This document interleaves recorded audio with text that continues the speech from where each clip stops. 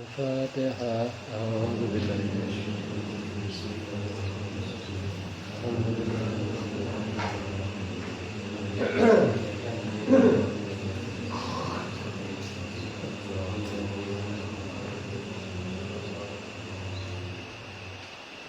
Bismillahirrahmanirrahim. Wabil yaumil akhir anu kalima ti antawisna rukun iman teh nyaeta iman bil yaumil akhir kana poe akhir. Yaum teh poe. Ai mimitina poe akhir ti iraha aya beberapa pendapat ulama. Aya nu nyebutkeun mimitina poe akhir teh ti mimiti maot seseorang nepi ka asupna ahli surga kana surga, ahli neraka kana neraka. Eta poe eta disebut poe akhir. Ti mimiti maot nepi ka asupna ahli surga ka surga, ahli neraka ka neraka. Nu kadua anu nyebut poe akhir teh ti mimiti tiupan kahiji malak Israfil. Nyata nu disebut saah. Saah. Kehancuran ieu alam. Nepi ka tadi sarua batas nama asupna ahlu surga ka surga, ahlu neraka ka neraka. Jadi nu beda teh ngamimitianana. Mun pendapat kahiji mah teh mulai maot seseorang tah keur si eta mah teh geus mulai poe akhir gitu. Terus pendapat katilu mah leuwih ieu nya leuwih pendek. Kira anu sebut poe akhir teh cenah ti mimiti tiupan kadua malak Israfil nyaeta ba'as teh bangkit ti kubur. Ahli kubur bangkit ti kubur. Tah eta mimiti disebut poe akhir. Nepi ka tadi sarua akhirna mah batas akhir asupna ahlu jannah ka jannah, ahlu nar kana nar. Jadi tentang iraha mimiti poe akhir aya tilu pendapat. Ari berhenti namanya batasna sebut poe akhir sarua. Asupna ahli surga ka surga, ahli neraka ka neraka plang. Guys. Ngan mimitina aya tilu pendapat. Aya nu mimiti leuwih panjang. Kana mimiti maot seseorang tah keur si eta mah poe akhir. Anu nyebut ti tiupan kahiji nyata penghancuran alam. Anu nyebutkeun ti mimiti tiupan kadua malak Israfil ba'ats ti kubur. Ieu aya tilu pendapat. Keun ngeunaan pendapat. Terus dina mah kasebut poe akhir, ai poe akhir teh poe panuntung meureun akhir. Sabab eueuh deui peuting saenggeus eta mah tak poe panganggeusan gitu. Nah, sebut poe akhir teh eueuh deui peuting ka dituna. Kan biasana mah setiap poe teh beres poe sambung ku peuting, tah disebut poe akhir teh geus moal aya di peuting gitu nya geus. Ti poe eta mah geus we moal aya deui nu disebut peuting gitu. Da istilah poe beurang jeung peuting mah istilah di alam dunia. Istilah merek keur waktu dunia gitu maksudnya. Aya yaom, aya lael. Tapangna disebut poe akhir teh geus ngeusan kehidupan dunia mah. Sehingga tidak ada lagi yang namanya yaom walael. Nanti ya waktu saja. Bagaimana nanti ketentuan Allah kumaha disebut istilah merek waktunya kayak kumaha Allah. Aya di dunia mah pan aya merek yaom, lael. Taku sabab ti hari tama moal aya dinu disebut lael nya disebut yaumul akhir. Tangke dina Al-Qur'an pengungkapan yaumul akhir aya sababaraha redaksi. Di antarana sok aya anu disebutkeun akhirah. Al-akhirah. Eta maksudna mah eta al-akhirah. Yaumul akhir. Seperti dina redaksi surat Al-Baqarah di awal-awal surat ketika nyaritakeun sifatna jelema muttaqin teh wa bil akhirati hum yuqinun. Mun diasalkeun apa? Wa hum yuqinuna bil akhirah. Jeung ti antarana cenah sifatna jalma muttaqin teh hum marenehanana yuqinuna ngayakinkeun bil akhirati kana akhirah. Apa akhirah? Yaumul akhir. Adanya hari akhir. Tak pantas eta iman kana poe akhir teh diasupkeun kana kelas rukun. Sebab jadi tanda utama jelema-jelema anu disebutkeun muttaqin dina surat Al-Baqarah di awal. Kumaha ari maknana iman kana poe akhir? Ieu. Jadi urang ngayakinkeun hate yen eta poe akhir teh nyata bakal aya. Artinya ya kehidupan dunia itu akan ada akhir. Akan berakhir. Bakal aya tungtungna kehidupan dunia. Pertama, carana iman kana poe akhir teh urang ngayakinkeun hate bahwa eta poe akhir teh nyata, hakun nyata. Nyata bakal aya. Yang namanya akhir daripada dunia ini ada. Ada akhir dunia. Jadi dek sakumaha wae gagahna seseorang bakal aya akhir. Sakumaha beungharna seseorang bakal aya akhir. Sakumaha miskinna seseorang bakal aya akhir. Sakumaha sangsara ripuhna seseorang bakal aya akhir dunia.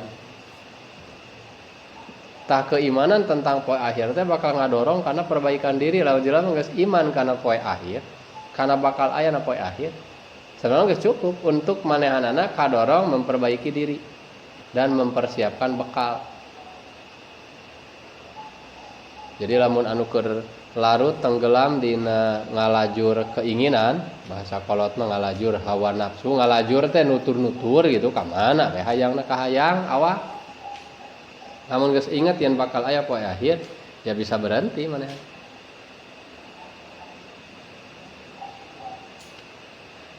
Nah, teras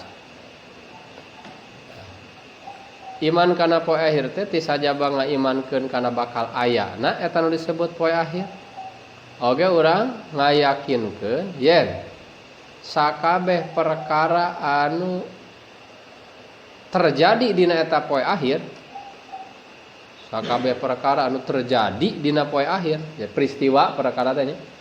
Peristiwa-peristiwa anu terjadi dina poe akhir dimulai bangkit di alam kubur, digiring ka mahsyar, terus narima buku amal, terus dihitung amal disebut hisab, terus ditimbang amal disebut mizan, terus deui nyebrang kana sirat, terus deui ayana jannah surga, ayana nar neraka, ayana syafaat pertolongan, eta kabehanana lagi hak nyata. Tegas nama bakal ya. Urang imankeun bakal aya nu itu. Termasuk isi tina iman kana poe akhir teh urang ngaimankeun kana ayana soal malaikat di kubur. Di alam kubur bakal aya soal, pertanyaan dua malaikat, bakal aya nikmat kubur, bakal aya siksa kubur. Eta oge hak, hartina hak teh bener nyata bakal terjadi. Ta imana urang kana eta perkara, eta asup kana iman kana poe akhir. Da cek pendapat tadi pan poe akhir teh mulai ti maot, cek pendapat kahiji mah berarti rangkaian kejadian di alam kubur geus termasuk iman kana poe akhir. Tak pantas dina salah seji hadis geuning Rasul nekankeun dina iman teh iman kana yaumul akhir. Ketika eukeur nganasehat ka seseorang anu keur ngahamba kana dirina gitu kana kahayang, maka ku Rasul digiringna cina ingat kana bakal ayana poe akhir. Karena memang betul ketika seseorang dari ingat yang bakal aya poe akhir, lamun anu koret bakal eureun cenah ka koretanana. Lamun anu hayang wae ngumpul-ngumpul dunia bakal ingat eureun tina karesepna ngumpul-ngumpul dunia. Pada bakal poe akhir bakal ditinggalkeun nu di gunung-gunung.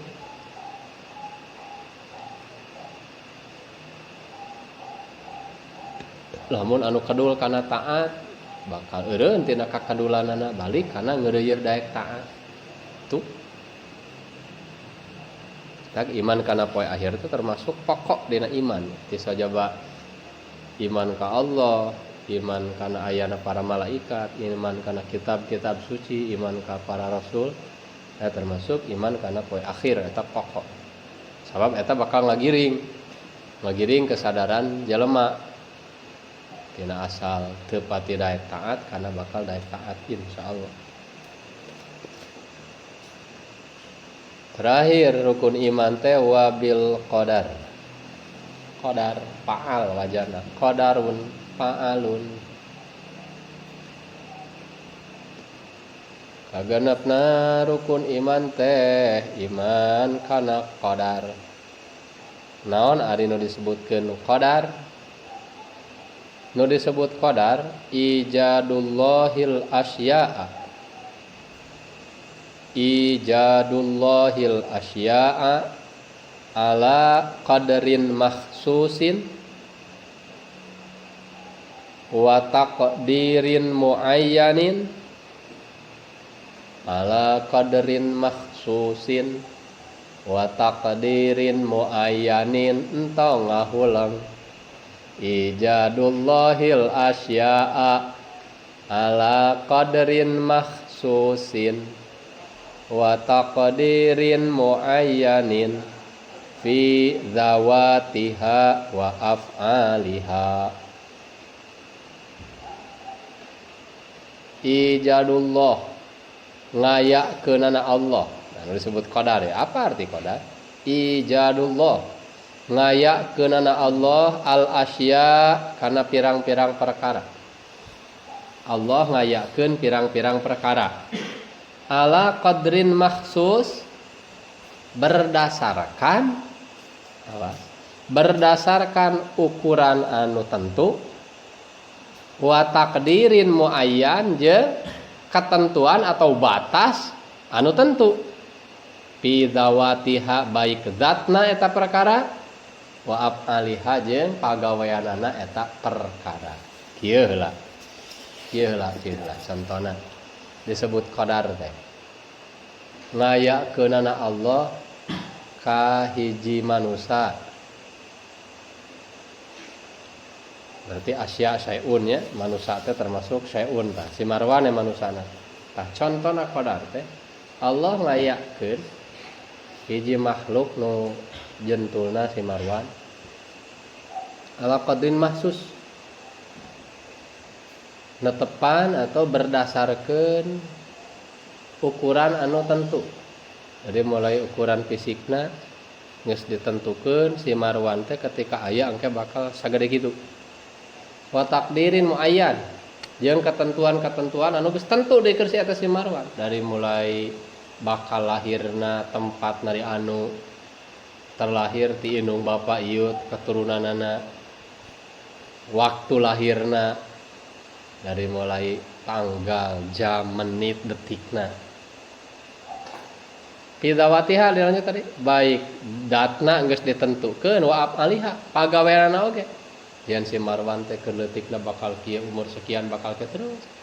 Sampai nepi engke mawatna, penghidupanna bakal kieu. Nah, itulah yang dinamakan qadar. Jadi qadar teh kurang leuwih dan bisa salah mudah-mudahan Allah ngahampura. Tapi lain maksud dek nyelewengkeun makna, tapi mudah-mudahan ya maksud mendekatkeun skenario Allah tentang ieu alam, itulah qadar. Skenario.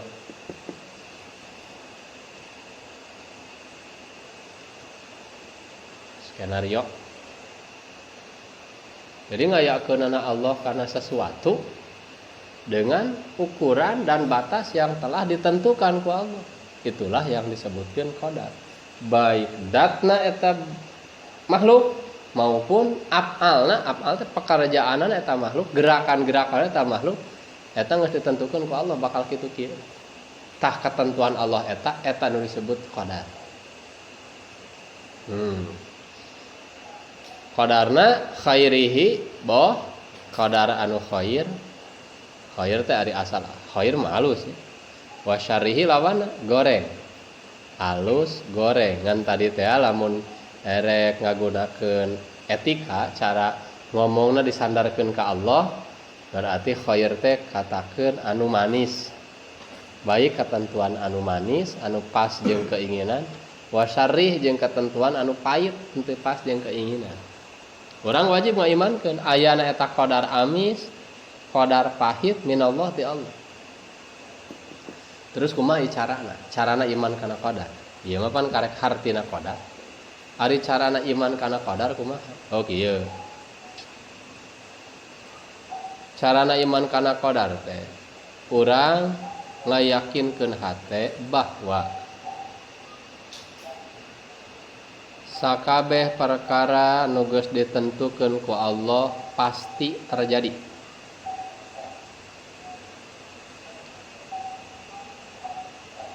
Jeung perkara nu teu ditentukeun ku Allah mustahil terjadi. Awas. Sakabeh perkara nu ditentukeun ku Allah pasti bakal terjadi. Perkara nu teu ditentukeun ku Allah mustahil terjadi.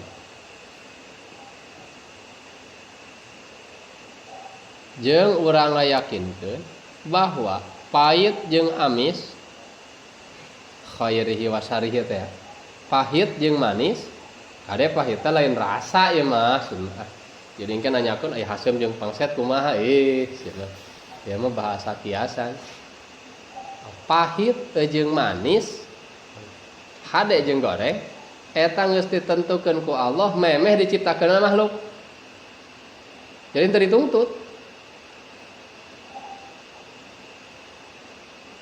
Halus jeung goreng, pahit jeung amis, eta geus ditentukeun ku Allah, memeh diciptakeun makhluk. Tegas memeh si iman bijil teh geus nanaonna tentang si iman teh beres. Allah teh geus rengse. Dokumen bahasana. Dokumen tentang si iman geus rengse. Memeh si iman di ayakeun dina rahim indung. Jauh hari kan. Sehingga naon nu aya dina eta dokumen pasti terjadi. Jeung anu eueuh dina eta dokumen mustahil terjadi. Terus eusina keneh iman kana qadar teh bahwa sakabeh makhluk ayana jeung kitu-kieuna atas ketentuan Allah jeung kersana Allah. Eta urang kudu ngayakinkeun ka dieu. Kitu-kieuna makhluk eta teh atas ketentuan Allah jeung kersana Allah. Kersakeun bahasa urang. Nah, sinanda make jeung kedul ngajeng dikersakeun ku Allah urang kitu. Urang doakeun atuh mudah-mudahan dina qadona mah teu kitu.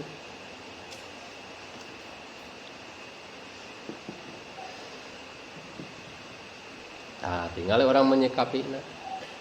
Menyikapina orang kusabab urang geus ngayakinkeun bahwa sakabeh makhluk terjadi na atas ketentuan jeung kersana Allah baik zat maupun pagaweanana. Atuh moal aya gimir yang harupan kahirupan teh make kudu gimir. Make kudu aya ketakutan nu disebut waham teh. Takut anu moal. Da urang ngayakinkeun anu teu dikersakeun ku Allah mah moal terjadi. Moal gimir menghadapi kehidupan teh biasa we. Tenang gitu, lain nyantai. Beda pan tenang jeung nyantai maneh teh. Jadi menghadapi kehidupan teh tenang. Menghadapi sangsara, beunghar, cacian, pujian. Ngan awas. Allah mere ka manusia kemampuan terbatas nu disebut ikhtiar. Wajib urang berupaya untuk mencari jalan keselamatan dan keberhasilan. Wajib ada ikhtiar. Seperti ikhtiar hayang salamet, ya, lamun tamat tumpak kendaraan biasa dipakai mere. Prosedur ngarah salamet. Nah, beda urang teu mastikeun bahwa urang bakal salamet dina perjalanan ieu. Ngan ikhtiar keur salamet mah kudu. Atuh ketika terjadi cilaka di jalan teu gegelenang gitu ki oh. Ieu cilakana urang ieu teh atas qada jeung qadar Allah. Ya kitu deui dina ngaji. Urang wajib kudu ikhtiar ngarah meunang hasil ngajina. sakumaha syarat-syarat niatna bener, syarat-syarat ngajina dipigawe, prosedur ditempuh. Adapun hasilna ilmu anu ku Allah engke dibiekeun nyata kumaha kersaning Allah taala ka urang. Kan beda Allah tos maparin gambaran umum ngalewatan hadis Rasul, saur hadis Rasul, kullun muyassarun lima khuliqa lahu. Kapan orang teh kabeh teh nyaho. Nah, urang teh dina dokumen teh bakal dijieun jelema pinter atawa jelema bodoh. Bakal dijieun jelema beunghar atawa sangsara.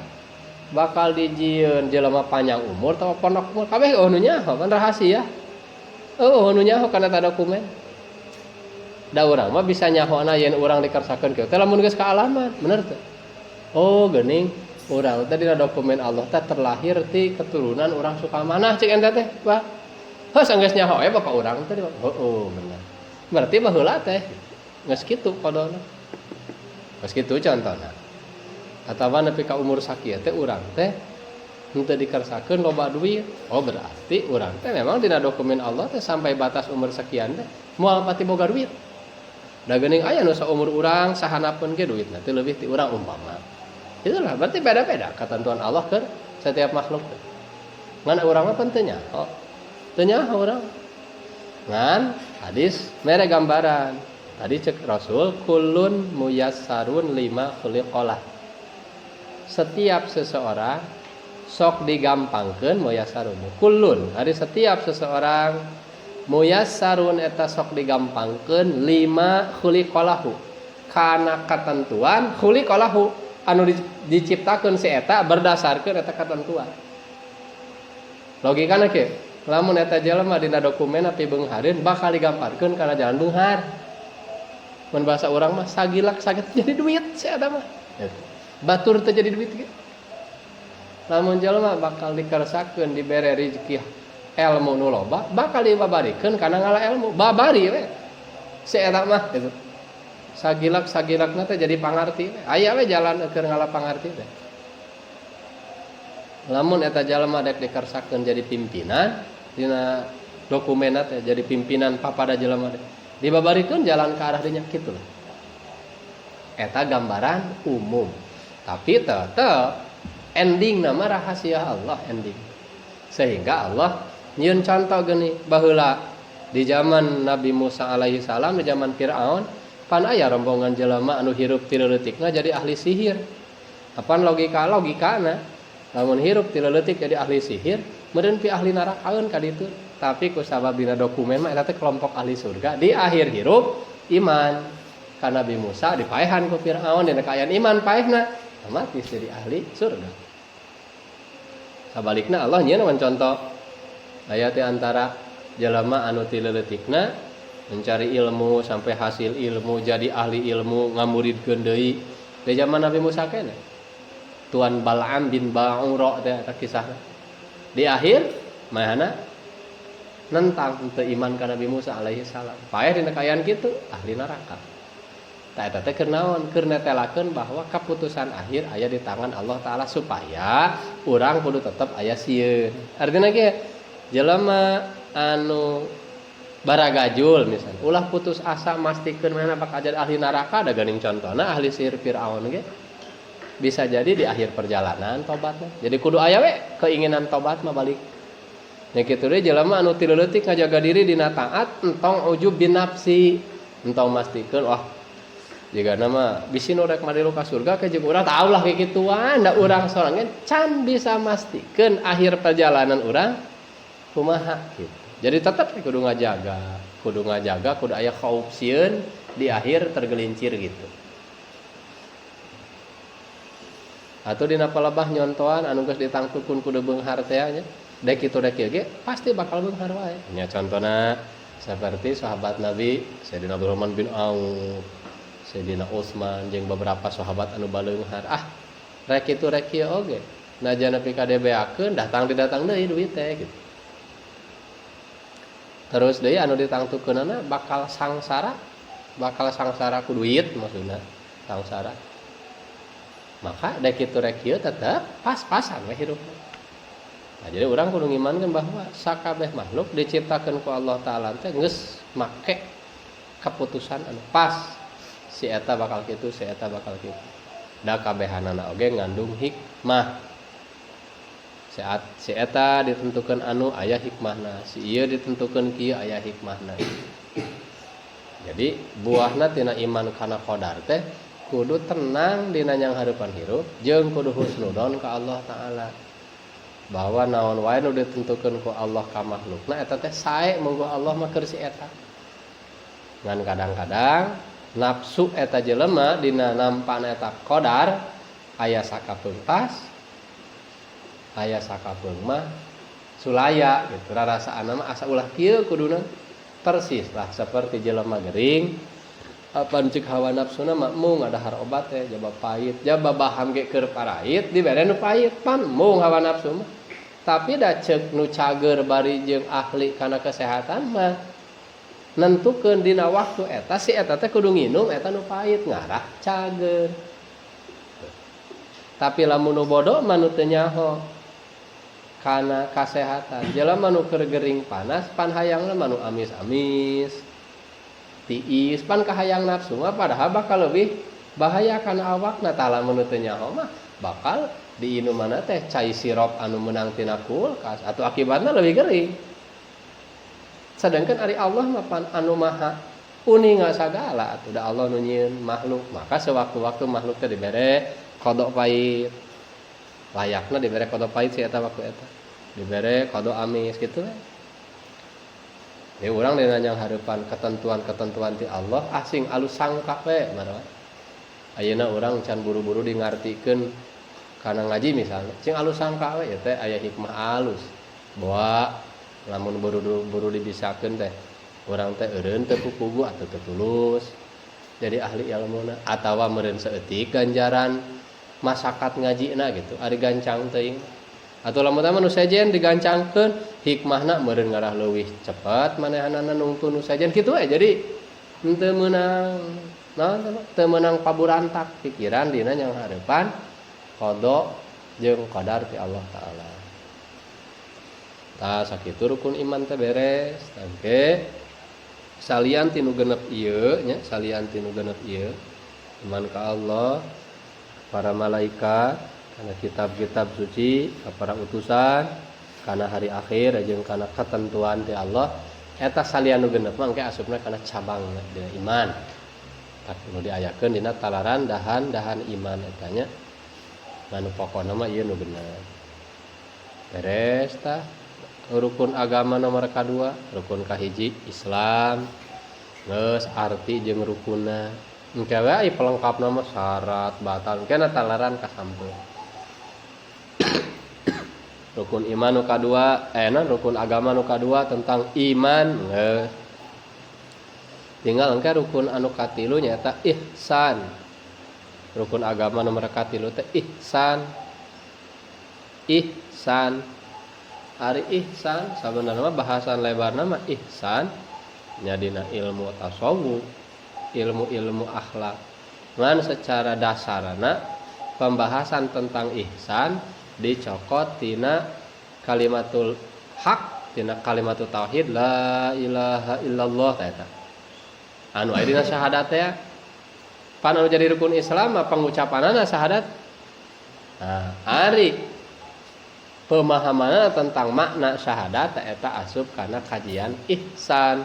Mata engke dihareup pasal wa makna la ilaha illallah nu aya dina syahadat teh. Naon ari arti la ilaha illallah anu eta teh termasuk kajian ihsan. Nah, engke nya rukun anu katilu. Wallahu a'lam.